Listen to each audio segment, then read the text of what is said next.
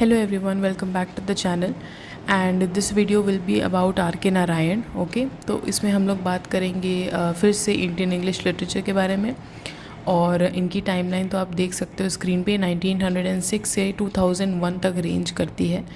तो इन्होंने अभी मुल्क राज आनंद हमने ख़त्म किया है, तो उनके बाद basically are K Narayan ji का नाम आता है। And he has written a wide variety of works. इन्होंने शॉर्ट स्टोरी कलेक्शंस लिखी हैं, नॉवेल्स के लिए प्राइमरीली मशहूर हैं, और इन्होंने कुछ मैथोलॉजी के ऊपर भी वर्क्स लिखे हैं। एंड तो वही सब हम लोग आज पढ़ेंगे डिटेल में। एंड ये देखेंगे कि इन्होंने कौन कौन से अवार्ड्स जीते हैं, एंड PYQs भी सॉल्व करेंगे। So without wasting any further time, let's get right into the video. So as you can see on the screen, Rasipuram Krishnaswami Narayan, ये इनका पूरा नाम था। और इनके जो वर्क्स थे ना, वो बेसिकली एक इमेजिनेटिव टाउन में सिचुएटेड थे। ठीक है, you can see on the screen that ये इमेजिनेटिव टाउन का नाम होता था Malgudi. Okay, and south India का ये एक इमेजिनेटिव टाउन था। ये बेसिकली तमिलियन है एंड मोस्टली अपनी इन्होंने लाइफ जो है वो मैसूर में बिताई है। ओके, तो ये सबसे पहले तो ये एक न्यूज़पेपर करस्पॉन्डेंट हुआ करते थे, और इनके जो फादर थे वो एक स्कूल मास्टर हुआ करते थे। तो आर के नारायण जी भी आगे जाके स्कूल मास्टर बनेंगे थोड़े टाइम के लिए, और न्यूज़पेपर में हमने देख ही लिया है कि रिपोर्टिंग करेंगे। बट कुछ टाइम बाद ये होगा कि ये अपना पूरा टाइम, अपनी पूरी डेडिकेशन राइटिंग को दे देंगे। और इनके वर्क्स का एक फीचर है quite realism and gentle irony. तो दो बातें आप याद रखिएगा कि रियल आयरनी और रियलिज्म और मोरालिटी। बेसिकली आयरनी और मोरालिटी, मॉरल इमेजिनेशन, और क्वाइट आयरनी, जेंटल आयरनी, इन ये सब चीज़ों का बहुत ही अमेजिंग मिक्सचर पाया जाता है आर के नारायण जी के वर्क्स में। उनके वर्क्स में ऐसा बहुत कटाक्ष या क्रिटिकल कॉमेंट्री बहुत ज़्यादा वैसी नहीं है, मतलब चुभने वाली नहीं है, बट जेंटली वो आयरनी को पोर्ट्रे कर रहे हैं, और उनकी नैरेटिव टेक्निक बहुत फ्लो में जाती है। ठीक है, तो पढ़ते पढ़ते आपको उस आयरनी का कहीं कहीं रियलाइजेशन होता है, और वही उनकी राइटिंग की ब्यूटी है।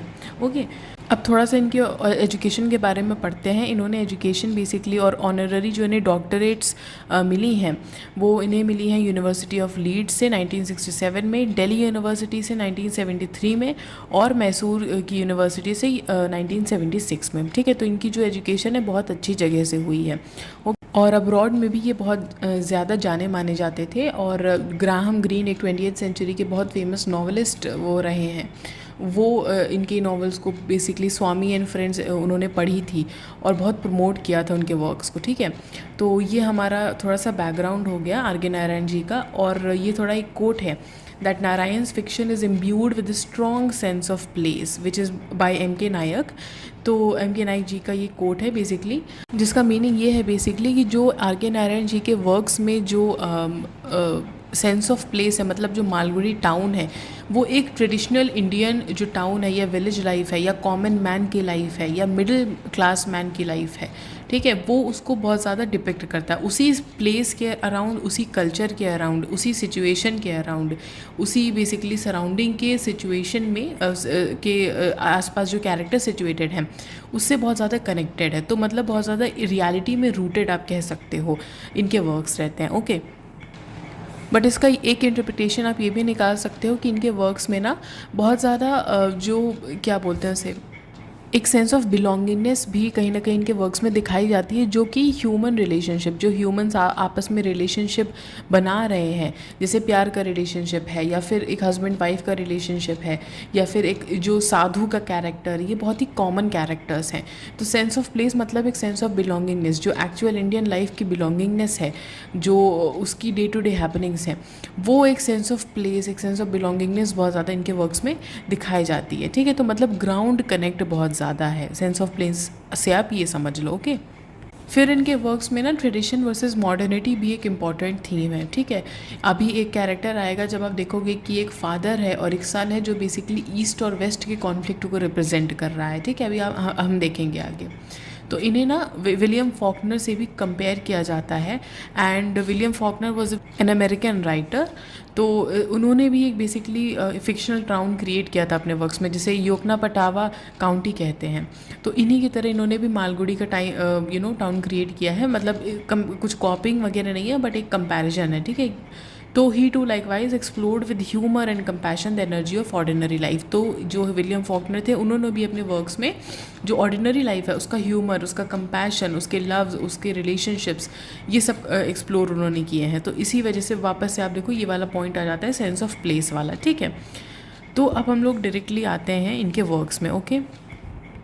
तो पहला वर्क है नारायण का स्वामी एंड फ्रेंड्स, ठीक है। 1935 में ये पब्लिश हुआ था and this is his first novel, very important debut novel है। और इसमें जो कैरेक्टर है, मेन कैरेक्टर है, वो है स्वामीनाथन, जिसे हम लोग बेसिकली स्वामी कह के जो टाइटल में रेफरेंस है। और ये थोड़ा सा डबल लाइक इंटेंडेड टाइटल भी आप कह सकते हो। स्वामी एंड फ्रेंड्स से हमें लगेगा कि किसी साधु की बात हो रही है, but the story is just about an ordinary boy जो स्कूल जाता है और उसकी स्टोरी बताई जा रही है कि वो कैसे बड़ा हो रहा है धीरे धीरे। And he feels sad and he talks about the pathos of growing up. Pathos का मतलब एक नॉस्टैल्जिया है उसके दिल में कि बचपन कितनी जल्दी से बीत रहा है, ओके। तो ये बहुत ही सिंपल सी स्टोरी है जिसमें चाइल्डहुड के प्रैंक्स, पनिशमेंट्स, इन सब चीज़ों के बारे में बात की गई है, ठीक है। ये पहला नॉवल है इनका, इसमें कैरेक्टर नाम याद रखना, ठीक है। फिर आता है द बैचलर ऑफ आर्ट्स, 1937 में ये वर्क आया और इसका कैरेक्टर है चंदन, ओके। तो इस वाले कैरेक्टर में ना ये जो चंदन है वो एक यंग पर्सन है, ओके, और यूथ को रिप्रेजेंट करता है ये, ठीक है। तो ये बीच में बेसिकली वेस्ट एंड ईस्ट के कॉन्फ्लिक्ट के बीच में ये फंस के रह जाता है। होता ये है कि theme of love and marriage है इस नॉवल में और इसकी वेस्टर्न एजुकेशन हुई है, ठीक है। बट ये जब मैरिज जो है, ये मैरिज और लव के जो कॉन्सेप्ट में ये सोचता है कि वेस्ट वाला कॉन्सेप्ट अच्छा है कि ईस्ट वाला कॉन्सेप्ट अच्छा है। कहीं ना कहीं उसकी वेस्टर्न एजुकेशन है, बट जो उसके मॉडर्न आइडियाज़ हैं वो उतना वेस्टर्न मैरिज वाले आइडियाज़ से बेसिकली सहमत नहीं है, ठीक है। तो ये थोड़ा सा कॉन्फ्लिक्ट में रहता है, कुछ टाइम के लिए सन्यासी बन जाता है और बट एंड में क्या होता है, ये एक अरेंज मैरिज कर लेता है, ठीक है। इतना यही सिंपल सा इस नॉवल का प्लॉट है। फिर आते हैं डार्क रूम, 1938 में इनका वर्क है, बहुत इंपॉर्टेंट है, बहुत बार पूछा गया है।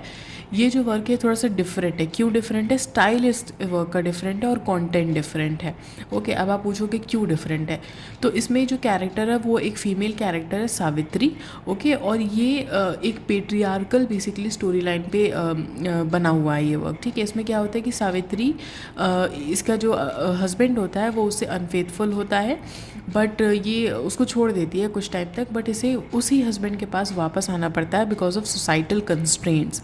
मतलब उस टाइम पे women did not have the choice कि वो ये शादी से भाग जाए या मतलब शादी को लीव कर दे because of what her husband did. तो इस वजह से बेसिकली उसे वापस आना पड़ता है। तो ये बहुत ही पेनफुल एक नॉवल वुमेन के पॉइंट ऑफ व्यू से लिखी गई है, ओके। इसमें जो अदर वुमन का नेम है वो है शांताबाई, जिसके साथ बेसिकली ये जो इसका हस्बैंड है इस पे चीट करता है। एंड ये जो नॉवल है एक साइलेंट सफरिंग की नॉवल है और सरेंडर की नॉवल है, ठीक है। वो सरेंडर कर देती है, एक बहुत ही दुखद बात है इस नॉवल की, ठीक है। तो ये फीमेल पर्सपेक्टिव से लिखा गया ये वर्क है, ओके। फिर आता है 1946 में एक वर्क जिसका नाम है द इंग्लिश टीचर। इस वर्क को बेसिकली यूएसए में भी ये पब्लिश जब हुआ था तो grateful to life and death नाम के टाइटल से ये पब्लिश हुआ था। और ये नॉवल ना इसके basically are K Narayan ji के इंडिपेंडेंस के वर्क्स में से लास्ट है, ठीक है। इंडिपेंडेंस के पहले जो वर्क्स हैं उनमें ये लास्ट वर्क है। इसके बाद इन्होंने बेसिकली पोस्ट इंडिपेंडेंस वर्क्स लिखे हैं, ठीक है। मतलब वर्क्स वो कंटिन्यूसली लिख रहे हैं, बट हम डिमार्केशन करने के लिए pre independence and post independence बता देते हैं। तो स्टोरी किसके बारे में है? ये इंग्लिश टीचर है एक, जिसका नाम है कृष्णन, एक कॉलेज लेक्चरर है। और उसके जो मिडिल क्लास होम में जो डेली लाइफ है, जो छोटे मोटे उतार चढ़ाव हैं, जो झगड़े हैं, इन सब चीज़ों के बारे में बेसिकली बात की गई है। और 2 पार्ट्स में ये नॉवल डेडिकेटेड है, 2 पार्ट्स में लिखी गई है। पार्ट 1 जब एंड होता है ना तो इसमें बेसिकली मिडिल क्लास लाइफ के बारे में बता रहे हैं। पार्ट 1 में उसकी पूरी फैमिली लाइफ के बारे में बताया जा रहा है, बट पार्ट 1 के एंड में ना कृष्णन की वाइफ सुशीला जो होती है उसकी डेथ हो जाती है। और कृष्णन उसके बाद सुशीला से आफ्टर लाइफ में कनेक्शन जोड़ लेता है, ठीक है। ये थोड़ा सा आफ्टर लाइफ मिस्ट्री। अच्छा, आर के नारायण जी के वर्क्स में मिस्ट्री और ये थोड़ा सा फैंटेसी के भी एलिमेंट्स होते हैं, ठीक है। इन्होंने एंशिएंट हिंदू स्टोरीज़, जैसे कि अभी आगे आएगा जो गंगा की स्टोरी है और जो महाभारत की स्टोरीज़ हैं, वो सब ये इन्होंने थोड़ा थोड़ा अच्छे से लिया हुआ है। तो मिस्ट्री, फैंटेसी, हिंदू ट्रेडिशन, ये सब थोड़ा सा इनके वर्क्स में एलिमेंट्स हैं। तो इस वाले वर्क में क्या होता है कि पार्ट 1 के एंड में कृष्णन की वाइफ सुशीला मर जाती है और बाद में स्टोरी में ये होता है कि कृष्णन उस अपनी वाइफ से आफ्टर लाइफ में कनेक्शन जोड़ता है और बाकी लाइफ अपनी चिल्ड्रंस स्कूल को डेडिकेट कर देता है। तो यहीं पे नॉवल का बेसिकली एंड होता है। अब हम लोग आते हैं पोस्ट इंडिपेंडेंस वर्क्स में। बहुत इंपॉर्टेंट यहाँ से कैरेक्टर वर्क्स शुरू हो जाते हैं, बहुत आते हैं, ठीक है। तो पहला वर्क है mister Sampath the printer of Malgudi. अच्छा, जो प्रिंटर वाला मोटिव है ना वो बहुत बार आया है इनके वर्क्स में। बाद में आएगा मैन ईटर ऑफ मालगुड़ी, 1962 में एक वर्क आएगा जिसमें एक कैरेक्टर होगा, क्या नाम है, नटराज, वो एक प्रिंटर होगा, ठीक है, वो भी एक प्रिंटर है। यहाँ पे भी मिस्टर संपत जो है वो भी एक प्रिंटर है। तो ये वाला वर्क लिखा गया था 1949 में ये आया।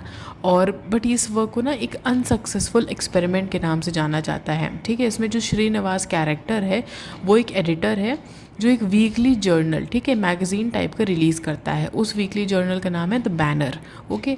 इसमें ये पार्टनर करता है बेसिकली प्रिंटिंग एंड ऑल के लिए, ये अप्रोच करता है मिस्टर संपत को, ठीक है। और जो संपत हैं बेसिकली होता क्या है कि बाद में इनका ये चीज़ थोड़ा सा चलती नहीं है। तो संपत जी श्रीनिवास को बोलते हैं कि तुम एक फ़िल्म प्रोडक्शन के सेट पे बेसिकली अब काम कर लो, मतलब मैथोलॉजिकल एक फ़िल्म प्रोडक्शन हो रहा है और उसमें तुम कुछ काम कर लो। तो यहाँ से थोड़ा सा स्टोरी वियर्ड हो जाती है, बेसिकली मैडनेस, केओस, ये सब आने लगता है। क्या होता है कि इसी स्टोरी में एक रवि नाम का कैरेक्टर होता है जो शांति नाम की जो एक्ट्रेस होती है इस वाले वर्क में, उससे इन्फैचुएटेड हो जाता है, ठीक है। उसे उठा के भागने की कोशिश करता है और एसेंट्रिसिटी, जैसे यहाँ पे लिखा है, एसेंट्रिक टाइप ऑफ कैरेक्टर है और एसेंट्रिक टाइप ऑफ एक सीन डेवलप हो जाता है। इसी में हम देखते हैं मिस्टर संपत और शांति का भी अफेयर चल रहा होता है, ठीक है। और एंड में क्या होता है, श्रीनिवास बेसिकली अपनी जर्नलिज्म में वापस आ जाता है, ठीक है। और संपत जी जो हैं वो पूरी तरह से बर्बाद हो चुके होते हैं, फाइनेंशियली उनकी फिल्म नहीं काम कर रही होती है और ये बिल्कुल ही अलोन और डिजर्टेड रह जाते हैं एंड में, ठीक है। तो ये थोड़ा सा एक्सपेरिमेंट के नाम पे इस नॉवल को लिया जाता है। और यहाँ से थोड़ा क्या होता है, अब इस नॉवल के बाद यहाँ से 2-3 सालों के अंदर ही आर.के. नारायण जी के वर्क्स में थोड़ी सी मैच्योरिटी आने लगती है। मतलब मैच्योरिटी थी बट अब जो मॉरल इमेजिनेशन है वो बहुत ज़्यादा हाइटेंड हो रही है, ठीक है। आयरनी अभी भी कहीं ना कहीं थी बट मॉरल इमेजिनेशन अब बहुत ज़्यादा हाइटेंड हो रही है। तो light irony and moral concerns highlight है आर.के. नारायण जी के वर्क्स का। इस वर्क में अब देखो, इसके बाद सबसे पहले आता है द फाइनेंशियल एक्सपर्ट, 1952 में ये वाला वर्क लिखा गया। फिर आता है द गाइड 1958 में जो आया, और the man eater of Malgudi, okay, ये आया 1962 में, ठीक है। तो फाइनेंशियल एक्सपर्ट की हम लोग बात करते हैं। अब यहाँ से इंपॉर्टेंट वर्क्स स्टार्ट हो रहे हैं, तो ध्यान देना। इस वाले वर्क में बेसिकली स्टोरी रिवॉल्व करती है कैश नेक्सस के। कैश नेक्सस क्या होता है, बेसिकली एक आइडियोलॉजी होती है, बेसिकली एक मतलब कॉन्सेप्ट होता है जिसमें ये बताया जाता है कि जितनी भी ह्यूमन रिलेशनशिप्स हैं वो मनी के अराउंड रिवॉल्व करती हैं। तो ह्यूमन रिलेशनशिप्स को ड्राइव कौन करता है, पैसा करता है, ठीक है। तो इसमें एक मरगैया कैरेक्टर होता है, मरगैया नाम से जान लो, द वे शोवर, ठीक है। मरगैया इसका प्रोनाउंसिएशन है और ये एक बैंक एम्प्लॉई है, ओके। इसका एक बैंक सेक्रेटरी होता है, इसका बॉस होता है जो इसे बार बार ह्यूमिलिएट करता रहता है, नीचा दिखाता रहता है। तो मरगैया क्या करता है, वो एक फास्ट रखता है गॉडेस लक्ष्मी को इम्प्रेस करने के लिए। अब देखो फैंटेसी का एलिमेंट आ गया यहीं पे, ठीक है, हिंदू ट्रेडिशन का एलिमेंट आ गया इसी में। तो मरगैया क्या करता है, फास्ट रखता है और गॉडेस लक्ष्मी को इम्प्रेस करने के लिए। फिर उसके बाद क्या होता है कि एक इसमें सोशोलॉजिस्ट होते हैं, ठीक है, उनका नाम डॉक्टर पाल होता है, ठीक है। तो डॉक्टर पाल की एक अडल्ट टाइप ऑफ बुक उनको इसको हाथ लग जाती है मरगैया को, और वो उसको प्रिंट करवाने लगता है, ठीक है। प्रिंट करवा के देखो, प्रिंटिंग का दोबारा से मोटिव आया, ओके, प्रिंटिंग का मोटिव दोबारा आया। और क्या होता है, ये अब इस बुक को प्रिंट करवा के अब ये पैसा कमाने लगता है और ये मनी लेंडर बन जाता है, ओके। तो इसका ट्रांसफॉर्मेशन देखा, मरगैया अब यहाँ पे तुम्हारा फिजिकल बेसिकली मतलब मटीरियलिस्टिक ट्रांसफॉर्मेशन हो रहा है। बट क्या होता है कि मरगैया का धीरे धीरे इस नॉवल में मेंटल ट्रांसफॉर्मेशन होता है। तो वो आगे जाके फिर से उसके प्रीवियस ऑक्यूपेशन पे चला जाता है बैंक वाले, और इंटरनली वो ट्रांसफॉर्म हो जाता है। उसे ये रियलाइजेशन होता है कि मनी और पीस मतलब पैसा और जो आत्मा की शांति है वो हैंड इन हैंड नहीं जाते हैं। मतलब इन्हें कभी भी आप पैसे के पीछे ज़्यादा भागोगे तो पीस छिन जाएगी, उसे ये रियलाइजेशन होता है। तो आप देख रहे हो अभी 2 चीज़ें आपने नोटिस की कि प्रिंटिंग, इनके वर्क्स में प्रिंटर और प्रिंटिंग एक इम्पॉर्टेंट मोटिव है, और हर कैरेक्टर में कुछ ना कुछ कहीं ना कहीं से ट्रांसफॉर्मेशन हो रहा है, ठीक है। स्वामी की बात करें तो वो अडल्ट बेसिकली चाइल्डहुड से अडल्टहुड का वो होता है। उसके बाद हम लोग जब इसकी बात करते हैं, क्या नाम है, अरे चंद्रन की जो बैचलर ऑफ आर्ट्स में है, उसका सन्यासी में ट्रांसफॉर्मेशन होता है कुछ टाइम के लिए। फिर जो ये इंग्लिश टीचर में आफ्टर लाइफ की थोड़ी सी बात की गई है, ठीक है। मिस्टर संपत में जो हमारे संपत कैरेक्टर, उनका सक्सेस से रूइन की तरफ ट्रांसफॉर्मेशन होता है। और फाइनेंशियल एक्सपर्ट में मरगैया का ट्रांसफॉर्मेशन वेल्थ से फोकस हट के बेसिकली पीस पे जाता है। तो ये एलिमेंट ऑफ ट्रांसफॉर्मेशन है। और इसमें ना एक इम्पॉर्टेंट एलिमेंट ऑफ फैंटेसी भी है। बेसिकली जो डॉक्टर पाल हैं, जिसकी बुक के बारे में बात हो रही थी, वो डॉक्टर पाल ना एक थोड़ा सा अनवर्ल्डली कैरेक्टर है, जैसे यहाँ पे लिखा हुआ है। अनवर्ल्डली का मतलब क्या है अनवर्ल्डली का, कि वो एक फैंटेसी का एलिमेंट है। ये कैरेक्टर मरगैया का खुद का कॉन्शियस भी हो सकता है। इसे बहुत ही फैंटेसी या magic realism sort of type of magical एक तरह का कैरेक्टर, या फिर मतलब जिसे आप डिस्क्राइब नहीं कर सकते कि वो सच में कैरेक्टर है कि वो एक mystical type of guiding light है मरगैया के लिए। तो इस तरह के कुछ सिचुएशन में ये वैसे मिलता है ना, कि ऐसा लगता है रीडर्स को। ये बेसिकली कुछ तालाब वगैरह के पास होता है, आके इसे एक रेड लोटस देता है मरगैया को, ठीक है, डॉक्टर पाल देते हैं। और इनकी जो बेसिकली प्लॉट है अडल्ट बुक एंड एवरीथिंग वाली, ये थोड़ा सा कमेंट है कि शायद ये एक ऐसा फोर्स है जो मरगैया की डेस्टिनी को शेप कर रहा है, ठीक है। तो ये मरगैया का खुद का कॉन्शियस भी हो सकता है, उसका सही और गलत के बीच में चुनाव हो सकता है, ठीक है, ये कैरेक्टर। तो इसमें बेसिकली एक और मैजिकल वाला एलिमेंट है, फैंटेसी का एलिमेंट है। वो है एक मद्रास से एक आदमी होता है जो कहता है कि आई एम गॉड्स एजेंट, ठीक है। तो इस बेसिकली क्या नाम है, वर्क के थीम को आयरॉनिक रिवर्सल कहते हैं। मतलब क्या है कि मतलब कैरेक्टर का एक ऐसा ग्राफ जा रहा है धीरे धीरे, फिर सडनली एक वो आता है, मतलब डिप आता है या फिर राइज आता है, अचानक से कुछ चेंज होता है कैरेक्टर में। फिर उसके बाद वो वापस से कैरेक्टर रिवर्सल अपने खुद के स्टार्टिंग पॉइंट पे आ जाता है, ठीक है। तो मतलब ये जो थोड़ा सा रिवर्सल है ना चीज़ों का, इवेंट्स का, वो बहुत सारे इनके वर्क्स में देखने को मिलेगा। ओके, फिर बहुत ही इंपॉर्टेंट नावल आ जाती है द गाइड, 1958 में जो आई। ये ना बहुत ही फेमस नावल है इनकी, और बार बार ये मेंशन होती है, ये नेट में तो बहुत ज़्यादा बार होती है, ठीक है। तो इस नावल को मिला है साहित्य अकादमी अवार्ड 1960 में, बहुत इंपॉर्टेंट है। और इस नावल में आर के नारायण जी की शार्प आयरनी और मॉरल इमेजिनेशन अपनी प्रॉपर हाइट पे होती है, इसीलिए ये वर्क इतना फेमस है। इसमें फिक्शनल जो टेक्निक है वो भी बहुत सटल है, जैसे मैंने कहा था ना कि इनकी आयरनी बहुत ज़्यादा कटाक्ष नहीं कस रही है, बहुत ज़्यादा, बहुत फिक्शनल टेक्निक, बहुत सिंपल है, आप बहुत आराम से इसे स्टोरी की तरह पढ़ सकते हो। बट इतनी सिंपली वो आयरनी आपको दिखाई देती है कि वहीं पर इनकी जो ब्रिलियंस है वो दिख जाती है। तो आयरॉनिक रिवर्सल इस वाले वर्क में भी काम कर रहा होता है, ठीक है। इसमें क्या हो रहा होता है हम देखेंगे अभी, आयरॉनिक रिवर्सल कैसे काम कर रहा है। इसमें कॉमेडी भी है, ओके। तो इसमें जो कैरेक्टर है उसका नाम है राजू, ये बहुत अच्छे से याद रखना, इसे रेलवे राजू के नाम से भी जाना जाता है इस कैरेक्टर को। और ये एक टूरिस्ट गाइड है, ठीक है। तो ये गाइड है जो कि बेसिकली एक रोज़ी, एक स्कॉलर होता है, उसकी वाइफ होती है रोज़ी। इसके साथ राजू का अफेयर होता है रोज़ी के साथ। राजू हेल्प करता है रोज़ी को अपने डांसिंग वाले पैशन को एकदम प्रोफेशनल लेवल पे लेके आने पे। और राजू को बट क्या होता है कि फॉर्जरी मतलब जब आप किसी डॉक्यूमेंट को फेक बना के क्रिएट कर दो, या फिर कुछ मतलब डॉक्यूमेंट के साथ छेड़खानी करो, उसे आप डिफरेंटली बना दो, फॉर्ज करो कोई डॉक्यूमेंट, ठीक है, फेक डॉक्यूमेंटेशन, तो उसके चार्ज पे ये जेल पे चला जाता है। फिर क्या होता है, जब ये रिलीज़ होता है ना, तो इसे एक साधु के लिए मिस्टेक कर लिया जाता है। लोगों को लगता है कि ये एक साधु है, ठीक है। तो सिचुएशन के हिसाब से बहुत ज़्यादा कंपल्शन है इसके ऊपर, और इसको लगता है कि मैं ये नाटक करता रहता हूँ थोड़े टाइम के लिए। बट होता ये है कि इसको एक ड्रॉट स्ट्रिकन विलेज होता है, ठीक है, जिसमें एक सूखा पड़ा रहता है। तो उस विलेज में पानी बरसाने के लिए बेसिकली इसको सिचुएशन थोड़ा डेवलप होती है, और इसको फास्ट करना पड़ता है। और एंड में इतना ये फास्ट करते करते ही बेसिकली डाइज। तो इस तरह नावल जो है ना बेसिकली वेग उस पर एंड होती है। ये बहुत बार पूछा गया है कि कैसे वेगली एंड हो रही है नावल। तो लास्ट लाइन होती है इस नावल की, it is raining in the hills. अब इस पर ये मेंशन नहीं है क्लियरली कि ये राजू जो फास्ट कर रहा है गाँव में बारिश हुई कि नहीं हुई, बहुत वेग एंडिंग है, ठीक है। तो इस वजह से इस नावल को ओपन एंडेड नावल माना गया है। और नथानियल हॉथॉर्न, इनकी जो एम्बिगिटी होती है उसी से सिमिलर थोड़ा बहुत इनकी जो आर के नारायण की एम्बिगिटी है, ये भी इस नावल में दिखती है। Hawthorne, Nathaniel Hawthorne basically American writer थे, शॉर्ट स्टोरी वगैरह लिखते थे, नॉवेल्स लिखते थे। द स्कारलेट लेटर बहुत ज़्यादा फेमस वर्क है इनका। तो इसी वजह से इस वर्क में ना ट्रेजेडी और कॉमेडी दोनों के फीचर्स आपको दिखेंगे। और एक थीम आएगी अपीयरेंस वर्सेस रियलिटी की।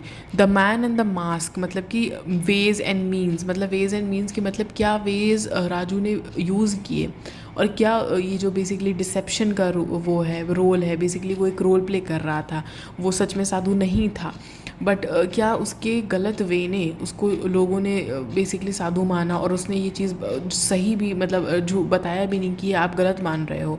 तो उसका जो ये वे है, क्या वो एक असली में सही में कोई अच्छा रिजल्ट ला पाया, मतलब क्या सच में बारिश हुई। तो ये वेज एंड मीन्स वाली थीम आती है। The man and the mask, मतलब मैन कोई और है, उसने मास्क कोई और पहना है, ये भी एक थोड़ी सी सब थीम है। अपीयरेंस वर्सेस रियलिटी भी एक सब थीम है। ओके, तो एक नॉर्मल कैरेक्टर कब एक बड़ा कैरेक्टर मतलब बेसिकली एक बड़ा काम कर दे, ये भी थोड़ा सा एक आपको उसमें दिखाई देता है ये क्वेश्चन। ओके, तो इम्पॉर्टेंट यहाँ पे ये है कि जो नैरेटिव है ना, वो नैरेटिव टेक्निक अब देखो यहाँ पे इनकी चेंज हो रही है। पास्ट और प्रेजेंट के बीच में नैरेटिव का ऑल्टरेशन हो रहा है। बिगिन कैसे हो रही है नॉवल? बिगिन हो रही है नॉवल तुम्हारा इससे क्या नाम है, जब एक विलेज होता है, वहाँ पे एक टेम्पल होता है जहाँ पे राजू को बेसिकली एक्सेप्ट करने वाले होते हैं लोग, एक साधु की तरह से, ठीक है। तो उस रूइंड टेम्पल वाले सिनेरियो में फास्ट फॉरवर्ड होके जब उसे ऑलरेडी वो जेल से छूट चुका है, एक्सेप्ट होने वाला है लोगों से साधु के तौर पे, तब वहाँ पे नॉवल स्टार्ट होती है। और फिर क्या होता है कि जो पास्ट में जाती है, फिर पास्ट और प्रेजेंट के बीच में पेंडुलम की तरह मूव करती है। तो इस वजह से ओमनिशेंट मेथड ऑफ नरेशन भी है, ठीक है। ओमनिशेंट मतलब जो एक नैरेटर जिसको सब कुछ पता है, और इसी के साथ ऑटोबायोग्राफिकल भी है। ओके, तो इस वजह से स्टोरी को डबल पर्सपेक्टिव मिल जाता है। तो मतलब सेमी ऑटोबायोग्राफिकल है कह लो, मतलब उनके जो चाइल्डहुड है उनसे उससे इंस्पायर होके बहुत ज़्यादा इंसिडेंट्स हैं इस नावल में। तो सेमी ऑटोबायोग्राफिकल है और डबल पर्सपेक्टिव है इस नावल में, ठीक है। तो ये थोड़े इंपॉर्टेंट टर्म्स याद रखना। ये तो हमने बात करी ली कि सीन बेसिकली कहाँ पे स्टार्ट होता है, और ये एक सर्कुलर स्ट्रक्चर में भी प्लॉट आके वहीं पे कंबाइन हो जाता है। क्या होता है कि जहाँ पे नावल स्टार्ट हो रही है विलेज टेम्पल के आसपास, उसी लोकेलिटी में फिर इनकी जो डेथ है वो भी दिखाई गई है। तो नावल में एक सर्कुलर स्ट्रक्चर में नावल एंड होती है, ठीक है। ये बहुत इंपॉर्टेंट है। फिर आता है the man eater of Malgudi. Man eater of Malgudi 1962 में लिखा गया वर्क है। It is a modern retelling of the ancient Indian fable of Bhasmasur.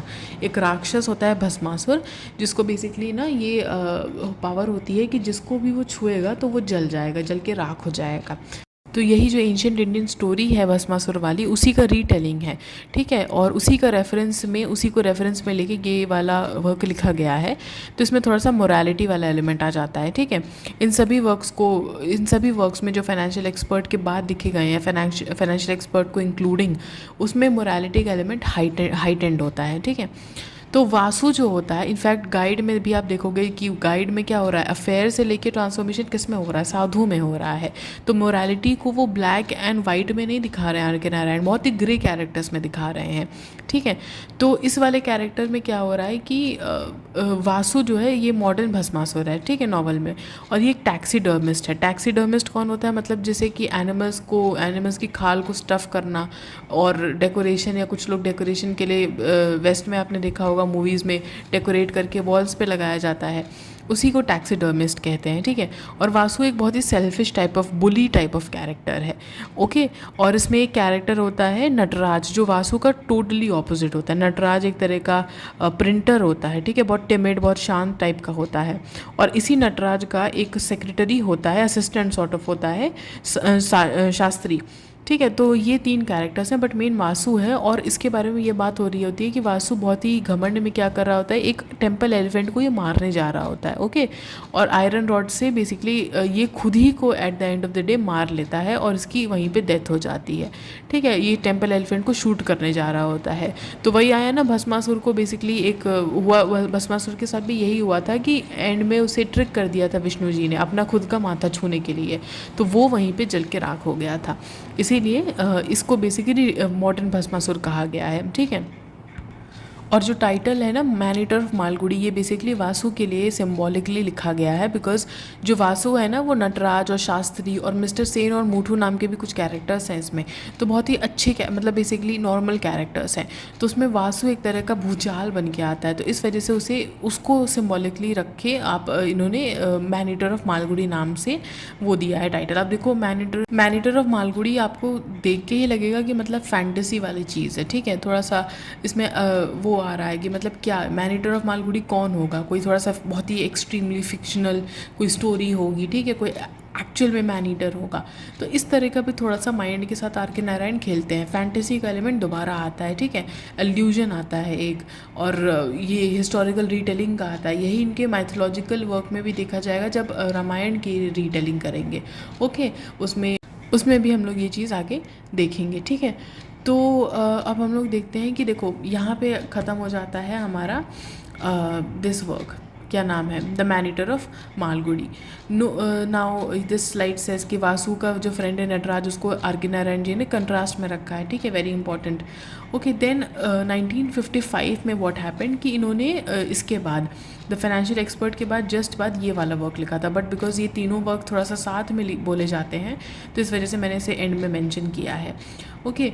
तो ये वाला जो वर्क है इसका 1955 का है, उसका नाम है वेटिंग फॉर द महात्मा। इसमें गांधीयन जो फ्रीडम स्ट्रगल है, गांधीयन जो आइडियाज़ है, उस पर बात की गई है, ठीक है। बट राइटर क्या होता है कि ये अपना थोड़ा सा फोकस लूज़ कर देते हैं और एंड में खाली ना पूरे नॉवल में एक लव स्टोरी की ही थोड़ी थोड़ी बात हो रही होती है। इसमें एक श्री राम होता है, बहुत ही मीक सा कैरेक्टर होता है, ठीक है, और भारती एक पॉलिटिकल वॉलंटियर होती है, ठीक है। तो ये एकदम कंट्रास्ट में है, ठीक है। भारती बहुत ही स्ट्रॉन्ग विल्ड वुमन है और श्री राम बहुत ही वीक विल्ड है। तो इस नावल में बेसिकली गांधी जी मालगुड़ी वगैरह जाते हैं, इस तरह का थोड़ा सा फिक्शनल अकाउंट यहाँ पे आर के नारायण जी ने रचा हुआ है। तो ये थोड़ा सा क्रिटिसिज्म वाला वर्क है, इसमें थोड़ा सा इन्हें क्रिटिसाइज़ किया गया है कि आपने अपना फोकस खो दिया। फिर आता है द वेंडर ऑफ स्वीट्स, 1967 में ये वर्क लिखा गया है। इस नावल में भी गांधीयन मोटिव कंटिन्यू हो रहा था। अब याद रखना पोस्ट इंडिपेंडेंस वर्क कहाँ से स्टार्ट हो रहे हैं, कहाँ पे ख़त्म हो रहे हैं, ठीक है, सॉरी स्टार्ट हो रहे हैं पोस्ट इंडिपेंडेंस वाले वर्क्स, ये बहुत इंपॉर्टेंट है, ठीक है। मिस्टर संपत से स्टार्ट हो रहा है, तो यहाँ से बहुत अच्छे से याद रखना, क्रोनोलॉजी में भी बहुत काम आएगा। तो हम लोग यहाँ पे देखते हैं कि गांधीयन मोटिव दोबारा से काम आ रहा है, और जो जगन और माली इसमें कैरेक्टर्स है, ठीक है, यही फादर एंड सन वाले कैरेक्टर्स की मैं बात कर रही थी। जगन जो है वो गांधीयन फिलॉसफी में बिलीव करने वाला बंदा है, बट माली उसका बेटा है जो वेस्ट से बहुत ज़्यादा ल्योर्ड है, वेस्टर्न आइडिया से वो बहुत ज़्यादा ल्योर्ड है, और ये यूएस चला जाता है। फिर वहाँ से जब माली आता है तो वो कम्प्लीटली चेंज हो जाता है, वो एक half American half Korean girls से के साथ आता है, और उससे शादी उसकी नहीं हुई होती है। तो ये सब देख के जगन बहुत ज़्यादा मतलब शॉक में चला जाता है और कम्प्लीटली वर्ल्ड को रोनाउंस कर देता है। देखो तीसरी थीम यहाँ पे मिल गई, रिनाउंसिएशन, ठीक है, समाधि, सॉरी जो संन्यास वाला जो सन्यासी जो की जो थीम है, ठीक है, ये भी एक इम्पॉर्टेंट थीम है इनके वर्क में, ठीक है। एस्केप हो गया, या रिनाउंसिएशन ऑफ द वर्ल्ड हो गया, या एनलाइटनमेंट हो गया। तो इस तरह के थोड़े से थीम्स हैं इनके वर्क में। तो ये जगन पूरी तरह से होप छोड़ देता है वर्ल्ड में और रिनाउंस कर देता है वर्ल्ड में, और यहीं पे इसकी जो थीम बन जाती है इस वर्क की, वो है ईस्ट वर्सेस वेस्ट दोबारा से आ जाती है, ठीक है। जनरेशनल क्लैश इसमें दोबारा से आ जाता है, मतलब जनरेशनल क्लैश एक थीम देखने को मिलती है। फिर आता है 1976 में द पेंटर ऑफ साइंस। ये 9 साल के बाद इन्होंने एक वर्क लिखा था, ठीक है, 9 साल के ब्रेक के बाद। तो इसमें जो कैरेक्टर है वो रमन है, एक साइन पेंटर है, ठीक है, ये साइंस पेंट करता है, और डेजी एक फैमिली प्लानिंग सेंटर में, ये बेसिकली जो फैमिली प्लानिंग की जो पॉलिसी होती है कि ठीक है कि लोग फैमिली प्लान करके चले, उसकी बहुत बड़ी एडवोकेट होती है। तो ये भी बहुत स्ट्रॉन्ग विल्ड वुमन है यहाँ पे भी, ओके। तो आर के नारायण जी के जो कैरेक्टर्स हैं ना, बहुत ही फीमेल कैरेक्टर्स कम हैं, बट जो हैं वो बहुत ही स्ट्रॉन्ग विल्ड है। इनका देखो पहला जो सावित्री वाला कैरेक्टर है, ट्रेडिशनल हिंदू माइथोलॉजी से ये वो भी बिलोंग करती हैं, ठीक है, बट उसमें सावित्री बहुत स्ट्रॉन्ग थी। यहाँ पे उन्होंने मॉडर्निटी के सेंस में कंट्रास्ट दिखाया है, ठीक है, जो अभी हिंदू सोसाइटी डिट्रॉइट हो गई और पहले कितना स्ट्रॉन्ग विल्ड ट्रेडिशन था, थोड़ा सा शायद आप इसके कंट्रास्ट में देख सकते हो, ठीक है। वो सावित्री थी जिन्हें बहुत स्ट्रॉन्ग विल दिखाया गया, और यहाँ पे एक सावित्री जो सोसाइटल कंस्ट्रेंट्स की वजह से she is not even able to leave a cheating husband, ठीक है। तो इस तरह से आप कंट्रास्ट में देख सकते हो। फिर क्या होता है 1976 में इस वाले वर्क में कैरेक्टर होते हैं रमन, साइन पेंटर, डेज़ी, ठीक है। रमन की एक आंट होती हैं जो रमन और डेज़ी की जो रिलेशनशिप है उसको बहुत ज़्यादा क्रिटिसाइज़ करती हैं, तो इसी के रेबेलियन में ये पिलग्रिमेज में चली जाती हैं। देखो फिर से पिलग्रिमेज वाला स्पिरिचुअलिटी वाला थोड़ा सा मोटिव आ गया दोबारा से, ओके। तो रमन क्या होता है एंड में इसकी जो लवर होती है डेज़ी उसको भी खो देता है, इसकी आंट को भी खो देता है, और इनकी जो रिलेशनशिप है वो श्री राम और भारती जैसे बहुत ज़्यादा है। अभी हम लोग देखेंगे कि श्री राम और भारती किसके बारे में यहाँ पे बात हो रही है। देखे थे मतलब उसमें आया था ना, क्या नाम है, अरे आपका वेटिंग फॉर द महात्मा में, ठीक है। तो there is also mention of the ancient Indian story of Shantanu and Ganga tale. Shantanu और गंगा जी की जो स्टोरी है, इन दोनों की स्टोरीज बेसिकली महाभारत की एकदम स्टार्ट में जो होती है उसके बारे में, उससे रिलेटेड है। बेसिकली हुआ ये था कि कहा जाता है कि किंग शांतनु थे और गंगा जी को वो देखे थे, गॉडेस गंगा को, and he asked her to marry him कि मतलब आप मुझसे शादी कर लीजिए। बट गंगा जी ने कुछ कंडीशंस रखी थी कि आप सबसे पहले आप मुझसे कभी पूछोगे नहीं कि मेरे एक्शंस का क्या रीज़न था, तो ये एक कंडीशन उन्होंने रखी थी। तो इसमें भी वही चीज़ हो रही है। इसमें ये जो डेज़ी है ना, वो रमन से शादी की यही बेसिकली वो कंडीशन रखती है कि सबसे पहले I don't want to have any children, कोई चिल्ड्रन मुझे नहीं चाहिए, बिकॉज देखो वो फैमिली प्लानिंग एडवोकेट करती है, तो इसी वजह से ये यहाँ पे लिखा गया है that she does not want any children, उसे बच्चे नहीं चाहिए, और अगर होंगे तो वो बेसिकली एक्सेप्ट नहीं करेगी उन्हें। और अगर ऐसा कभी बेसिकली होता है कि रमन उसके डिसीजंस को, उसके एक्शंस को क्वेश्चन करता है, तो वो इस शादी से बेसिकली वो उसे छोड़ के चली जाएगी। तो देखो कितना स्ट्रॉन्ग फीमेल कैरेक्टर है। इस तरह का कैरेक्टर उस टाइम पे सोचो, अभी हम इंडिपेंडेंस से थोड़े साल हुए हैं उभरे हुए, उस टाइम पे ये ऐसा कैरेक्टर लिख रहे हैं, ठीक है। अभी भी इंडियन सोसाइटी वो तो आज तक बिल्कुल वुमेन फ्रेंडली नहीं है, तो फिर उस टाइम पे ऐसा कैरेक्टर लिखना बहुत अमेजिंग बात है। तो ये गंधर्व स्टाइल ऑफ मैरिज ये डिपिक्ट करता है, ठीक है। देखो महाभारत का फिर से तुम्हारा वो, और एंशिएंट इंडियन उसका फिर से दोबारा से मोटिव आ गया। तो रमन बेसिकली कोट करता है ये सब चीज़ें तब हो रही होती हैं जब ये बताती है कि गंधर्व स्टाइल ऑफ मैरिज एक बेसिकली कंसेंट और लव मैरिज टाइप का जो गंधर्व स्टाइल मैरिज होती है वो होती है। तो डेज़ी एक यूनियन डिमांड करती है without interference of her demands, ठीक है। बिना किसी डिमांड के किए अगर कोई यूनियन में रहना है तो वो डेज़ी डिमांड करती है। बहुत इंपॉर्टेंट कैरेक्टर है, ओके। तो ये हमारे सारे इंपॉर्टेंट वर्क्स हो गए। अब हम लोग थोड़े से अदर वर्क्स में आ जाते हैं, जैसे कि इनकी शॉर्ट स्टोरी कलेक्शंस, इनके जो फिक्शन वाले वर्क्स हैं, इनके जो नॉन फिक्शन के जो वर्क्स हैं। अभी तक तो हमने फिक्शन देखे, अब हम नॉन फिक्शन पे आ जाते हैं, ओके। नॉन फिक्शन में सबसे पहले है नेक्स्ट संडे, 1960 में लिखा गया था। वीकली एसेज हैं ये, ओके। इनके वर्क्स में जो बेसिकली कैरेक्टर्स ये कैसे लिखते हैं, क्या इनका बेसिकली थॉट प्रोसेस होता है, उन सब चीज़ों से रिलेटेड ये एसेज हैं इसमें, इस वाले वर्क के कलेक्शन में। नेक्स्ट संडे इसका नाम है, 1960 में पब्लिश हुआ था, ओके। फिर आया माई डेटलेस डायरी, 1960 में ये भी पब्लिश हुआ था। ऑटोबायोग्राफिकल एसेज हैं इसमें। फिर माई डेज, वेरी इंपॉर्टेंट, 1974 में ऑटोबायोग्राफी है ये इनकी। ये इसमें बताते हैं कि इनका जो बचपन है वो इनकी ग्रैंड माँ के हाउस में कैसे बीता चेन्नई में। फिर रिलक्टेंट गुरु, 1974 में ये भी लिखा गया है। ये डिस्कसिव एसेज है, मतलब बहुत ज़्यादा वेरीड एरियाज़ में ये एसेज बेसिकली हैं, बहुत सारे टॉपिक्स के बारे में बात हो रही है। फिर आता है द एमरल्ड रूट, 1980 में, ये कर्नाटका का एक ट्रैवलॉग है, ओके। फिर राइटर्स नाइटमेयर 1988 में आता है, जिसमें एसेज हैं, बहुत सारे टॉपिक्स पे ऐसे हैं, जैसे caste system, love, Nobel prize, ठीक है, और मंकीज़ वगैरह कभी कुछ मेंशन है, ठीक है। फिर आता है ये, इनके बारे में ज़्यादा इन्फॉर्मेशन नहीं अवेलेबल है, बट स्टोरी टेलर्स वर्ल्ड आता है 1989 में। 2001 में जिस साल इनकी डेथ हुई थी, इन्होंने लिखा था द राइटरली लाइफ, और मैसूर 1944 में सेकेंड एडिशन में पब्लिश हुआ था, ठीक है। तो ये भी एक इनका नॉन फिक्शन का वर्क है। अब थोड़ा सा हम लोग देख लेते हैं short story collection. Short story collection, ये सब बस नाम याद रखो, मतलब it is important to know the names, कि अगर कभी पहचानने को है, वैसे तो जनरली नहीं आता है इस साइड से, बट फिर भी ठीक है। तो थोड़ा सा बस एक बार पढ़ लो। मालगुडी डेज 1943, ये तो आप ऐसे ही समझ जाओगे। An astrologer's day and other stories 1947, ठीक है। यहाँ से देखो इंडिपेंडेंस आ रहा है। Lolly road and other stories 1956, a horse and to goats 1970। देखो एनिमल्स का भी बहुत ज़्यादा मेंशन है इनके वर्क्स में, ठीक है।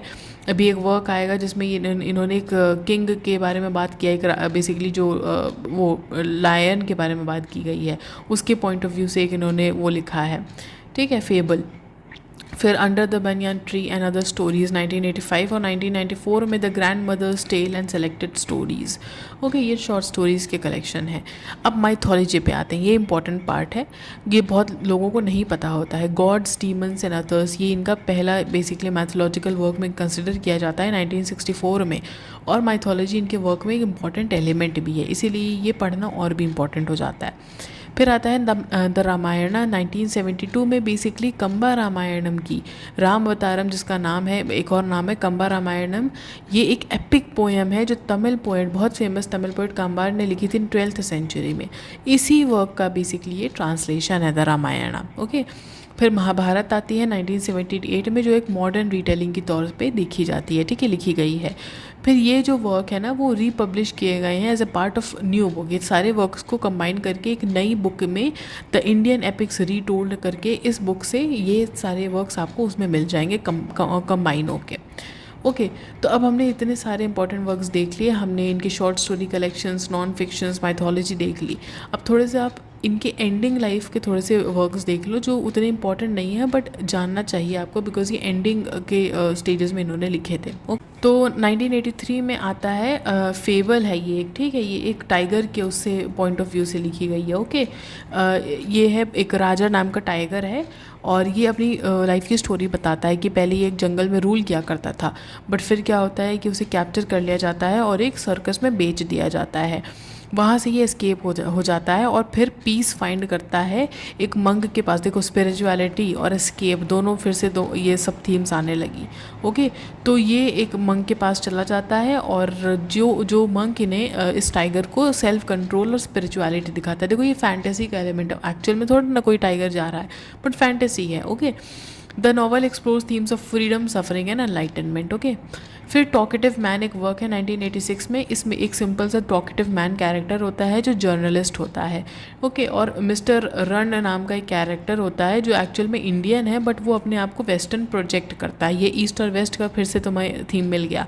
तो ये जो मिस्टर रन का कैरेक्टर है वो एक अननोन लैंड से आता है, टिम्बकटू नाम से। ये फिर इसी अननोन लैंड से बेसिकली आता है और कहता है कि मैं यूनाइटेड नेशंस के काम से आया हूँ, एक फॉरेन मिशन पे आया हूँ। तो ये बेसिकली सस्पिशियस होता है। ये जो टॉकेटिव मैन है से बेसिकली ये अपने आर्टिकल पोस्ट कर देता है, फिर अपने टी वाले से और लाइब्रेरी वगैरह घूम घूम के ये बतियाता रहता है। तो इस वजह से इसका नाम टॉकेटिव मैन सॉर्ट ऑफ रख दिया गया है। तो ये वर्क में ना बेसिकली ब्यूरोक्रेसी की, फैंटेसी, ट्रूथ, सच और अपीयरेंस वर्सेस रियलिटी दोबारा से ये वाली थीम आ जाती है, ठीक है।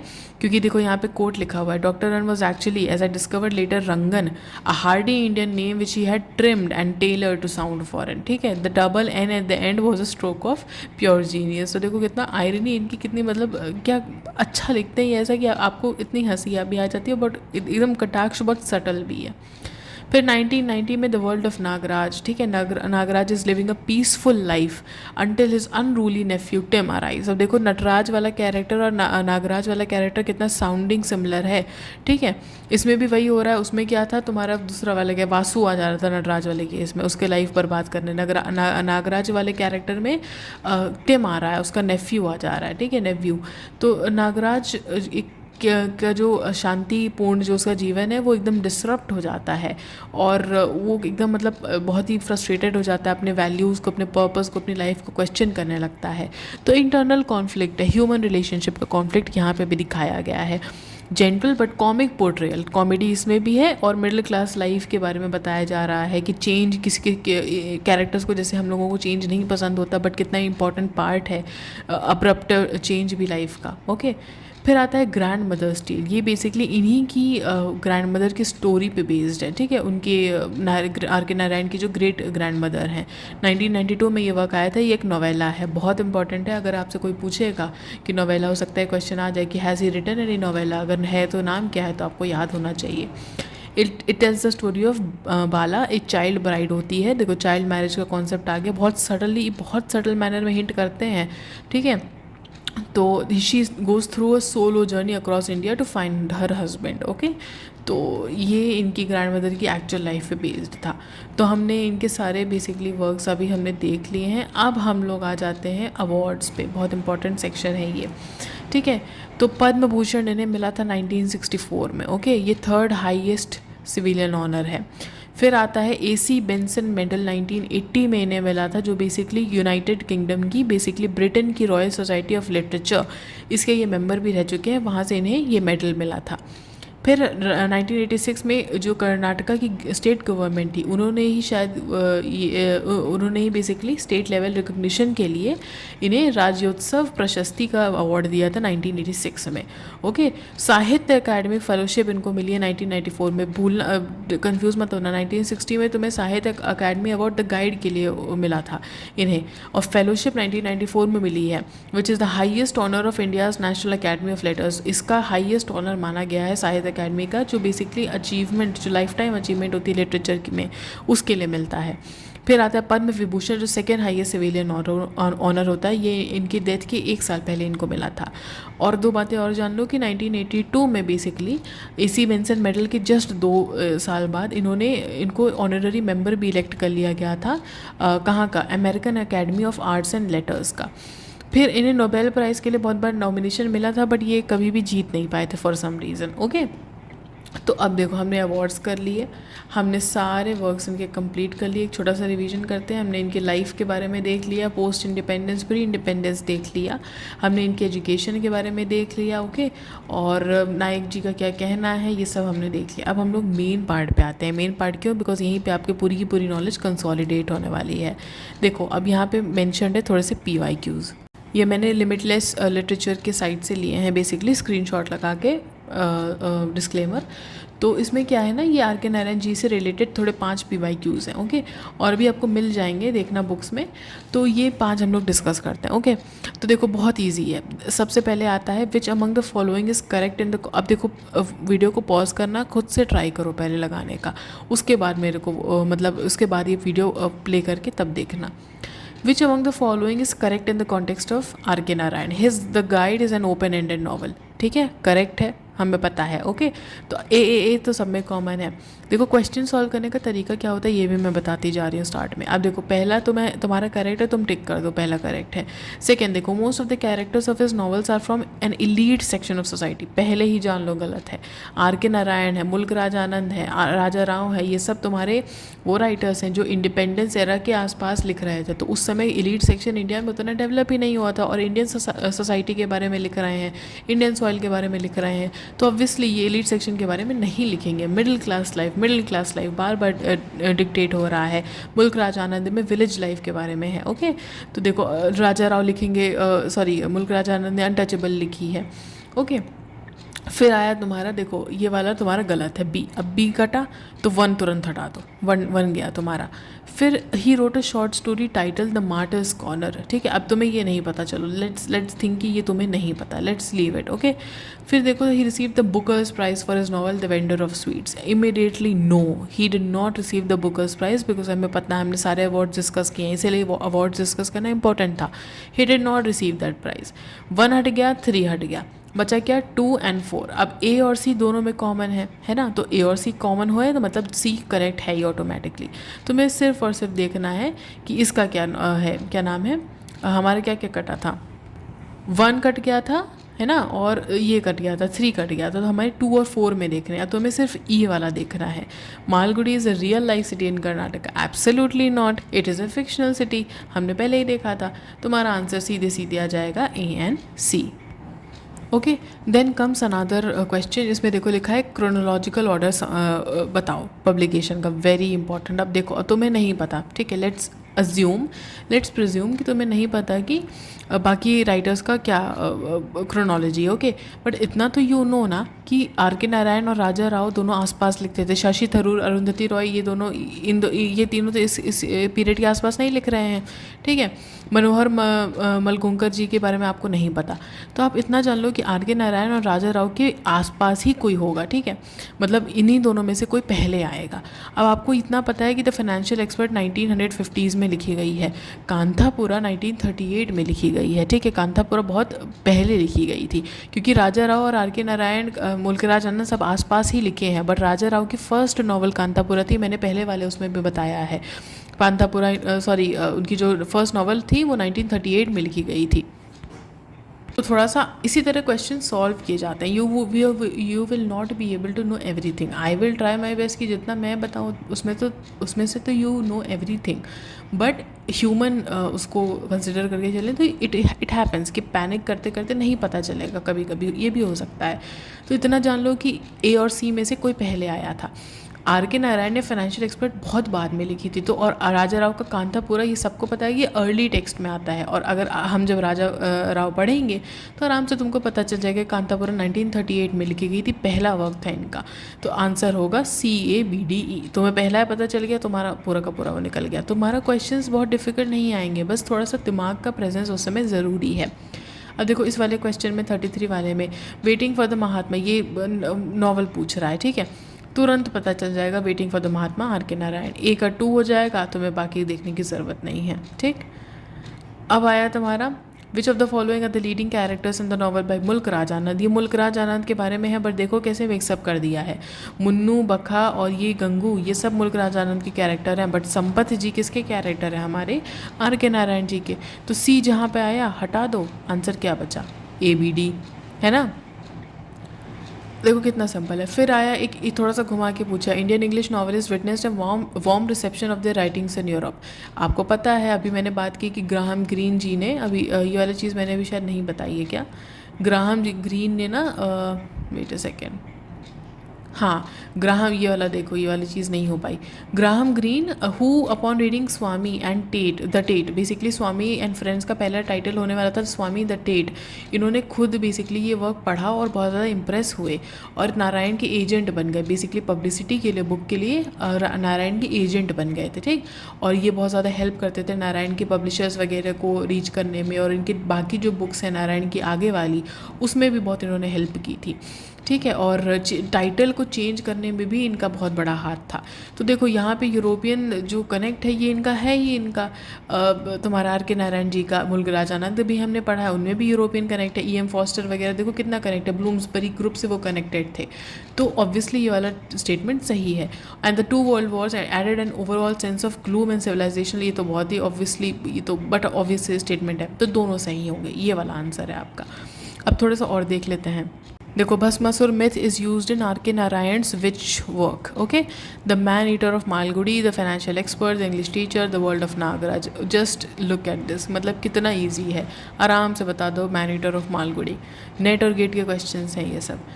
फिर आया from among the following identify the 2 English authors who received appreciation and encouragement from their British counterparts. ये यहाँ पे आर के नारायण है, ग्राहम, मतलब ये बेसिकली ये इंडियन ऑथर है, ये किससे उन्हें अप्रिसिएशन मिली, ऐसे बगल बगल में लिखा है, ठीक। तो देखो are K Narayan, Graham green, तुम्हें देखने तक की ज़रूरत नहीं है, तुम तुरंत लगाओ, जहाँ पे 1 मेंशन नहीं उन्हें हटाओ, पहले 2nd एंड 4th हटाओ, ये 3rd एंड ये B और D हट गया। 1 करेक्ट है, इसमें दोनों में 1 कॉमन है, 1 तुम्हारा करेक्ट है। 2nd और 3 की बारी है। तुम देखो, तुम्हें मान लो 2nd नहीं पता, तुम्हें 3rd पता है ना, मुल्क राज आनंद एंड EM फॉस्टर, हमने दोबारा बात की इस चीज़ के बारे में। तुम्हें 1st और 3rd पता है, जहाँ पे 1st और 3rd दोनों आ रहा है उसे टिक करो। ऐसे क्वेश्चंस इस तरह से सॉल्व किए जाते हैं। कंफ्यूज नहीं होना है, जितना पता है उतना टिक करो, जितना नहीं पता है वो अपने आप सही हो जाएगा। फिर आता है in R K Narayan Swami and friends which gave offer Swami the best kind of emotional release. अब देखो ये तुमने पढ़ा होगा नॉवल तो अच्छे से आइडिया होगा, बट इसमें हम कर लेते हैं बिकॉज कुछ चीज़ें कवर हो जाएंगी ऐसे ही। क्रिकेट होता है, ये तो तुम गेस कर सकते हो। देखो हॉकी का उतना क्रेज़ है नहीं इंडिया में, ठीक है, उस टाइम पे तुम गेस कर सकते हो कि नहीं होगा। फुटबॉल का होगा नहीं, टेनिस का होगा नहीं, क्रिकेट ही है। क्रिकेट से ही अभी हम लोग तुरंत तुरंत बाहर आए हैं। स्वामी एंड फ्रेंड्स इनका पहला वर्क है, ठीक है, तो ऑब्वियसली यही होगा, क्रिकेट का ही भूत चढ़ेगा। ब्रिटिश अभी ऐसे भी दिमाग लगा के कॉमन सेंस से सॉल्व किए जा सकते हैं, ठीक है, क्रिकेट ब्रिटिशर्स का लाया हुआ है। फिर तुम्हारा आता है who among the following Indian writers in English has created. Question बहुत सिंपल है, बहुत अभी मैं बताऊंगी कि कैसे उसे ब्रेक डाउन करना है। बेसिकली क्या लिखा हुआ है, आइडेंटिफाइबल, तुम्हें इसका आंसर पता भी है, आइडेंटिफाइबल, इमेजिन्ड, लोकल। थोड़ा सा स्ट्रेस डालो अपने दिमाग पे पॉज करके। लोकल का मतलब क्या होता है पहले ये समझो, जगह, ठीक, एक प्लेस। दूसरा वर्ड क्या है, इमेजिन्ड लोकल। इमेजिन्ड प्लेस से समझ में आ गया कुछ, इमेजिन्ड लोकल फिक्शनल जगह की बात हो रही है यहाँ पे। आइडेंटिफाइबल इसलिए यहाँ पे घुसेड़ दिया ताकि तुम कंफ्यूज हो क्या मतलब है इसका, अब इतने लंबे वर्ड का। आइडेंटिफाइबल का मतलब है कि जो फिक्शनल टाउन ऑफ मालगुडी है वो भले ही फिक्शनल है, बट साउथ इंडिया में और इंडिया भर में ऐसे टाउन्स एग्जिस्ट कर रहे हैं, ऐसे कैरेक्टर्स एग्जिस्ट कर रहे हैं। तो भले वो फिक्शनल टाउन हो बट तुम आइडेंटिफाई कर सकते हो, रिलेट कर सकते हो उससे, ठीक है, बाकी जगहों से। तो ये तुरंत आंसर तुम्हारा आर के नारायण लिख के आ गया। देखो कितना सिंपल है। Are K Narayan, a horse and to goats is set in a tiny village called, अभी हमने ये वाले वर्क के बारे में पढ़ा था, ठीक है।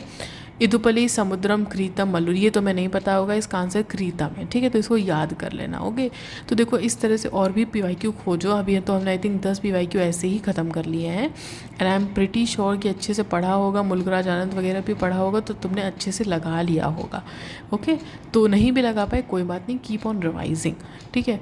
तो कई बार रिवीजन का ये भी अच्छा टैक्टिक होता है, लेक्चर चला लो चुपचाप अपना बैकग्राउंड में चलते रहने दो, उसको वहीं से याद रखो अगर राइटिंग उतनी नहीं पसंद है तो I think this would be the end of the video. We have completed everything and thank you so much for sticking till the end. Keep studying, keep revising, and thank you for watching. I'll see you in the next video. Thank you.